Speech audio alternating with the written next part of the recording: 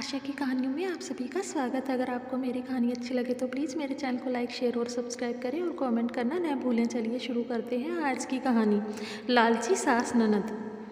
करुणा की शादी को साल भर से ऊपर हो गया था। उसकी सास पार्वती हर महीने उसको मायके भेज देती और जो भी उसके मायके से अच्छा सामान मिलता संभाल कर रख लेती और बहू से कहती, अभी घर में सब सामान है, बाद में खोल लेंगे।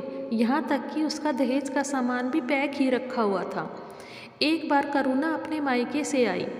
अगले दिन पार्वती जी बोली, बहू इस बार तुमने दिखाया नहीं कि मायके से क्या क्या लाई हो। करुणा दोपहर का खाना बनाते हुए बोली, माँ जी शाम को आते ही खाना बनाने में व्यस्त हो गई और फिर सुबह बाबूजी और रजत का टिफिन बनाने लग गई, फिर घर का काम और अब दोपहर का खाना। बैग खोलने का टाइम ही नहीं मिला। अभी दिखाती हूँ माँ जी। ऐसा बोल करुणा अपना बैग ले आई। जैसे ही यह बात नंद पायल को पता चली तो दौड़ी चली आई। देखें तो भाभी क्या लाई है इस बार। माँ जी यह लाल साड़ी आपके लिए दी है मम्मी ने और यह कॉटन का सूट पायल के लिए। उसके बाद मिठाई का डब्बा देते हुए बैग बंद कर ही रही थी कि पार्वती जी ने एक साड़ी और उठा ली। यह साड़ी तो बहुत सुंदर है। उसके बाद पायल ने एक नेट का सूट उठा लिया। यह भी बड़ा सुंदर है भाभी, मुझ पर अच्छा लगेगा। यह कहते हुए शीशे के सामने देख खुश होने लगी। तभी करुणा बोली, माँ जी यह साड़ी तो मम्मी ने मुझे मेरी पसंद की दिलवाई है और ये नेट का सूट तो मेरी मौसी ने दिया है। तो माँ जी ये साड़ी और सूट तो मुझे पहनने हैं। अरे बहू तुम्हारा दिल इतना छोटा है कि एक साड़ी ले ली तो क्या हुआ। मैं भी तो तुम्हारी माँ के समान हूँ और पायल तो तुम्हारी बहन जैसी ही है। जब कभी पहनना हो तो मांग लेना, यह क्या तुम्हें मना करेगी। करुणा सोच रही थी कि अपनी चीज़ को भी अब मुझे मांग कर ही पहनना पड़ेगा। करुणा अपना बैग उठाकर अपने कमरे में चली गई और मन ही मन सोचने लगी। इसलिए अपना बैग नहीं दिखा रही थी क्योंकि उसे पता था जो भी सास और नंद को पसंद आता है वो रख लेती हैं। शादी में भी करुणा की मम्मी पापा ने एक से एक सामान अपनी हैसियत से बढ़कर दिया था, लेकिन आज भी वह सामान पैक है। घर में जो भी सामान पहले था वही सामान लगा हुआ है। पूछने पर सासू माँ बोली, यह सब सामान भी नया ही है, जब पुराना होगा तो खोलकर तुम्हारा वाला लगा लेंगे। उस समय तो करुणा को यह बात ठीक लगी, लेकिन बाद में पता चला कि यह सामान इसलिए नहीं खोला कि पायल को दे दिया जाएगा। यह सोच करुणा को बहुत बुरा लगा, लेकिन चुप रह गई। लालच के कारण बार बार मायके भेज दी जाती। साल भर के 30 त्योहारों के नाम पर फिर मायके से जो भी कुछ मिलता सासू माँ संभाल कर रख लेती, बोलती बाद में काम आएगा। एक दिन पार्वती जी के पास किसी का फ़ोन आया।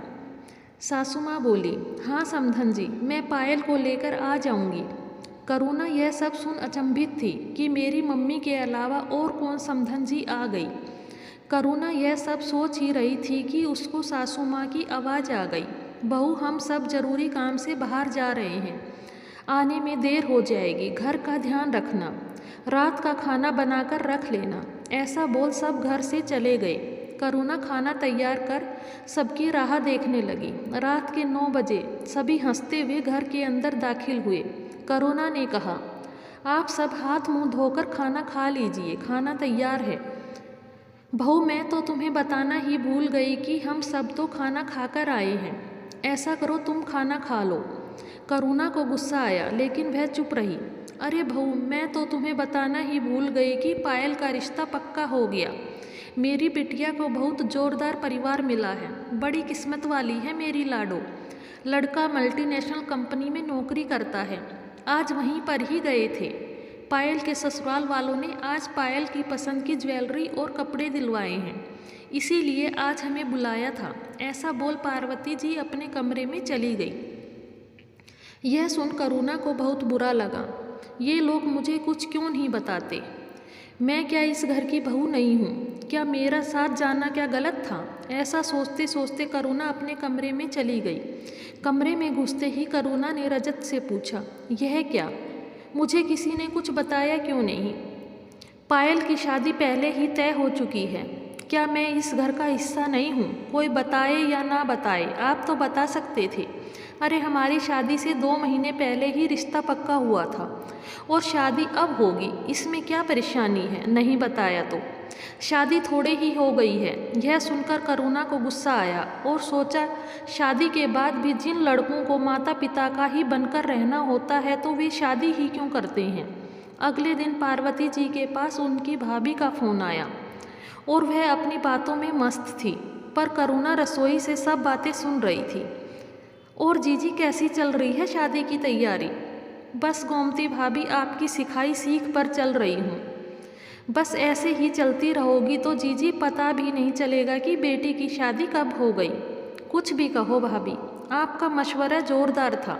अगर हम पहले पायल की शादी कर देते तो लाखों का खर्चा हो जाता। आपकी बात मान ली हमने। पहले रजत की शादी की, खूब दान दहेज बटोर लिया और करुणा बहू का सब सामान पैक ही है। अब सब पायल के दहेज में काम आ जाएगा। यह सब बोल दोनों ननद भाभी ठहाके मारकर हंसने लगी। यह सब सुन करुणा को समझने में देर न लगी कि उसके मायके से आया सामान का इस्तेमाल कहाँ होगा। करुणा सोचने लगी, कैसे कैसे लालची लोग भरे पड़े हैं इस दुनिया में। मेरे मम्मी पापा को लूटने में कोई कसर नहीं छोड़ी और खुद की बेटी को फ्री में विदा करने का प्लान बनाया जा रहा है। ऐसे लोग बिना समझाए नहीं समझते। अब मुझे ही कुछ करना होगा, ऐसा सोच करुणा अपने घर के कामों में लग गई। फिर एक दिन पायल के ससुराल वाले घर आ रहे थे तो सासू माँ ने करुणा से कहा, बहू आज शाम पायल के ससुराल वाले आ रहे हैं तो अच्छा सा कई तरह का खाना तैयार कर लेना और घर भी सही तरीके से सेट कर लेना। काम वाली लीला तुम्हारी मदद करवा देगी, मैंने उसे बोल दिया है। पायल और मैं पार्लर जा रहे हैं और आते समय बाजार से मिठाई फल और साथ में कुछ शॉपिंग भी करनी है पायल के ससुराल वालों के लिए, इसलिए थोड़ा वक्त लग जाएगा, लेकिन उनके आने से पहले ही आ जाएंगे। ऐसा कहते हुए दोनों माँ बेटी हंसते हुए घर से बाहर निकल गई। माँ जी आराम से आना, मैं सब संभाल लूँगी, करुणा ने मुस्कुराते हुए कहा।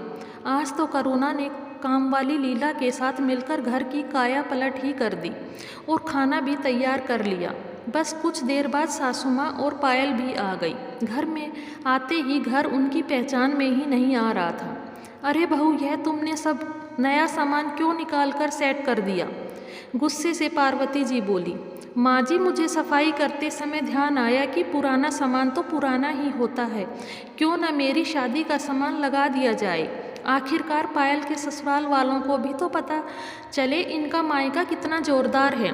लेकिन बहू, यह सामान तो मैंने पायल को देने के लिए रखा था, तुमने बिना पूछे यह सामान क्यों सेट कर दिया? आगे कुछ बोलने ही वाली थी कि पायल के ससुराल वाले आ गए। सभी उनकी आवभगत करने लगे। तभी पायल की सास बोली, वाह बहन जी, आपने तो तगड़ा दान दहेज लिया है। यह 10 सीटर सोफ़ा, इतनी बड़ी LED TV, double door fridge, dining table, AC। अरे समधन जी, हमने तो बहू के घर वालों को बहुत मना किया था, लेकिन फिर भी बहू के पापा ने इतना सब दे ही दिया। आखिर है तो उनकी बेटी का ही। अच्छा किया समधन जी, उन्होंने भी अपना फ़र्ज निभाया है। चाय पीते हुए पायल की सास ने कहा, अच्छा समधन जी, मैं कह रही थी कि हमें तो यह सब सामान वामान कुछ नहीं चाहिए। पहले ही हमारे घर में सब नया सामान ही है, आप बिल्कुल परेशान मत होना। और फिर पायल तो समीर के साथ बेंगलोर ही चली जाएगी, क्योंकि वहाँ समीर को कंपनी की तरफ से सब मिला हुआ है। समधन की यह बात सुन पार्वती जी मन ही मन खुश हो गई। चलो, करुणा बहू ने अपना सामान खोल भी लिया तो कोई बात नहीं, अब हमें तो कुछ भी नहीं देना। पार्वती जी सोच ही रही थी कि पायल की सास बोल पड़ी, तो समधन जी, आप हमें सब सामान का पैसा 10 लाख नगद ही दे देना। सोने के गहने तो आप बनवा कर दे ही देना, क्योंकि आपको भी तो अपना फ़र्ज निभाना है। और हाँ समधन जी, गाड़ी तो आप ज़रूर देना, क्योंकि समीर को ऑफिस आने जाने में आसानी होगी और फिर सुविधा तो आपकी बेटी को ही होगी। आखिर होगा तो सब आपकी बेटी का ही। और समधन जी, बारात का इंतज़ाम होटल में ही करवा देना, क्योंकि आपके बेटे की बारात का इंतज़ाम भी तो आपकी बहू के पापा ने होटल में ही किया था। ये तो हमारी भी इज्जत का सवाल है। आज तो पार्वती जी की चाल खुद पर ही भारी पड़ गई। उन सबके जाने के बाद पायल के पापा महेश जी अपनी पत्नी पार्वती से बोले, कितना बोला था, किसी की बेटी वालों का दिल मत दुखाओ। बहू के पिता ने कितनी मुश्किल से यह सब सामान कर्जा लेकर दिया था और तुम्हारी गाड़ी की मांग अलग से थी। अब करो 10 लाख नगद और 20 तोले सोने का इंतजाम।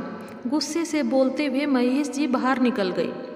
करुणा आज सोच ही रही थी कि कितनी मुश्किल से मेरे मम्मी पापा ने मेरी शादी में ये सब दिया था, और फिर अचानक सासू माँ की गाड़ी की डिमांड। ये सुनकर तो पापा घबरा ही गए थे, लेकिन कर्मों का फल यहीं पर ही मिलता है। भगवान के घर देर है अंधेर नहीं। आज एक लालची सास की होशियारी उनके ऊपर ही भारी पड़ गई। आपको मेरी कहानी कैसी लगी प्लीज़ कमेंट में बताना। मेरे चैनल को लाइक करें, शेयर करें, सब्सक्राइब करें और कमेंट करना न भूलें। Thank you, thanks for watching.